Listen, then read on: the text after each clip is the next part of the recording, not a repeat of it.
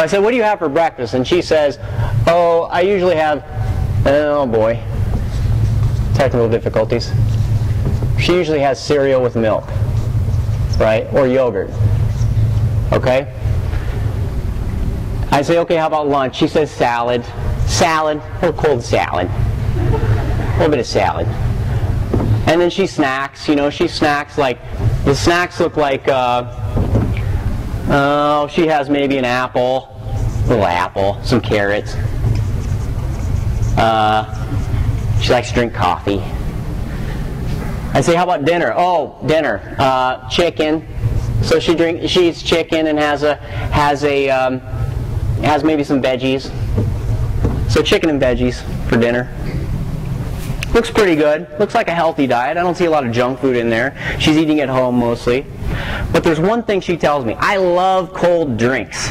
I'm always drinking cold drinks. Now, diagnostically, we use that in Chinese medicine. If someone actually thirsts for or craves cold drinks, we know they have stomach heat.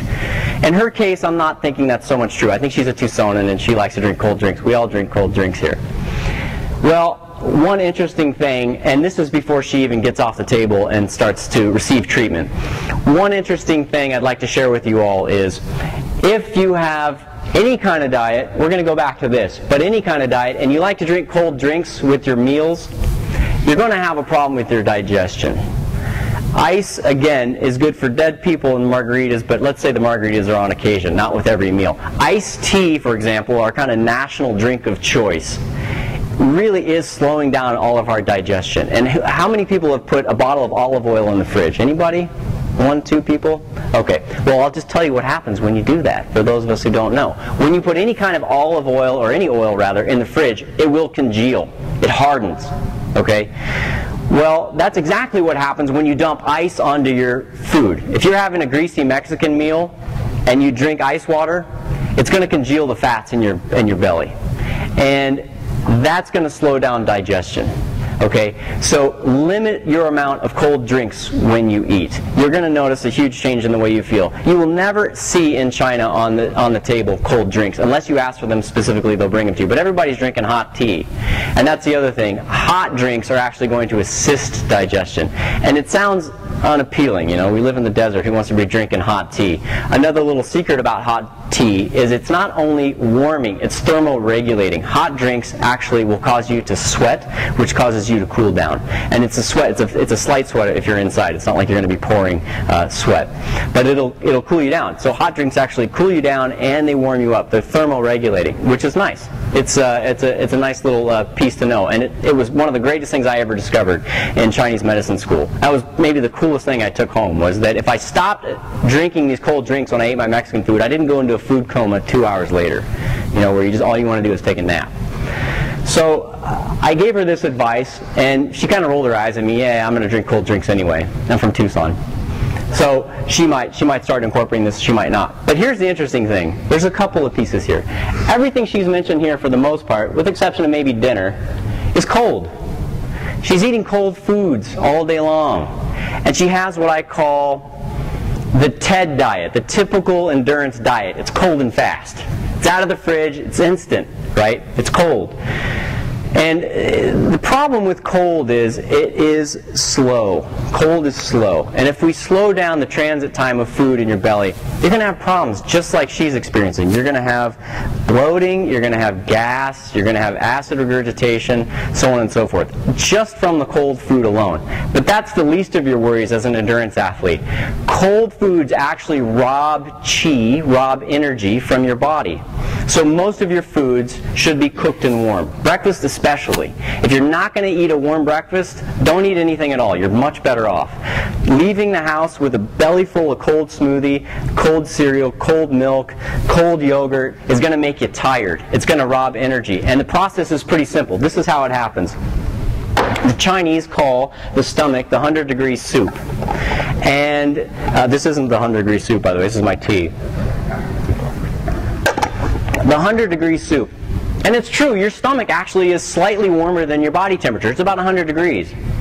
If you start dumping in cold food into your stomach, It's got to get heat from somewhere to digest the food, because it won't pass through it in a cold state. The stomach has to reach a balance of temperature, and guess what? It'll rob energy from the surrounding organs to heat up the food to pass through your system. So you're actually robbing qi from whatever organs is nearby with lots of heat. Generally the kidneys, the spleen, the liver. It'll start pulling heat from all these organs, and that very process on its own will cause fatigue and make you tired, and cause issues obviously with digestion. So the takeaway piece from our friend Paula: most food should be cooked and warm.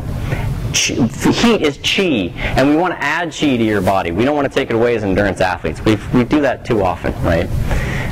We spend a lot of time, you all spend a lot of time exercising, so you have plenty of time to get rid of your qi. Don't let your food rob you of qi.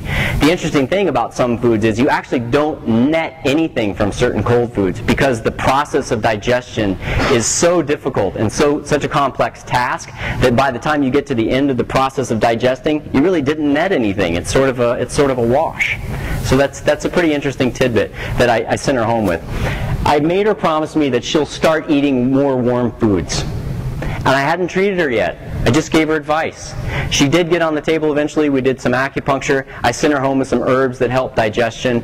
And the simple fact of the matter is, and I see this all the time, it worked. In about a week's time, she did, in a very disciplined way, start eating more warm cooked foods. She took a little bit of the herbs I prescribed that help with digestion, and she did a lot better. It was a pretty easy case, but something I see a lot of.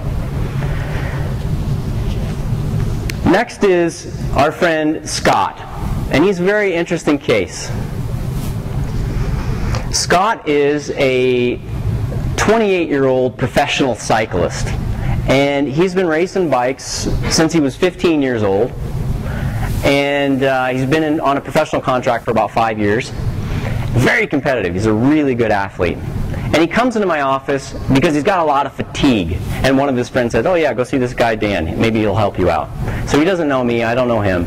But he sits down in my office and he looks down at the floor and he says, "I'm tired. I'm just really tired all the time." But he says one thing that kind of keys me off into knowing him a little bit better and trying to help him get through his fatigue. He says he's unmotivated.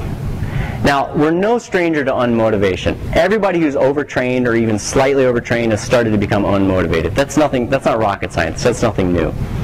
But he says, in a very convincing way, "I'm unmotivated."